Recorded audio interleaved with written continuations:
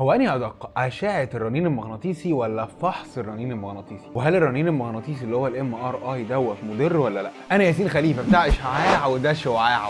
فحص الرنين المغناطيسي يا صديقي هو عبارة عن مجال مغناطيسي، بعكس مثلا الاكس راي والسي تي اللي هي الأشعة العادية أو الأشعة السينية والأشعة المقطعية، اللي هم باعتبارهم أو تكوينهم الأساسي هي عبارة عن الأشعة المؤينة. الأشعة المؤينة دي أنت لو خدت منها جرعات كبيرة أو عديت الجرعة بتاعتك السنوية بتكون مضرة ليك، بعكس فحص الرنين المغناطيسي مش أشعة الرنين المغناطيسي، لأن زي ما قلت لك هو عبارة عن مجال مغناطيسي مش إشعاع. وبالتالي أي حد يقول لك أصل الام ار اي ده لو عملته كتير لا قدر الله ممكن يجيب لك سرطان ولا حاجة، قول له الكلام ده غلط، لأن الفحص الرنين المغناطيسي مش أشعة معينة. أنا ياسين خليفة بتاع إشعاع وده شعاع. ما تنساش تتابعني لشوية نصايح حياتية وعلشان أعلمك حاجات ليها علاقة بالإشعاع والنووي. سلام.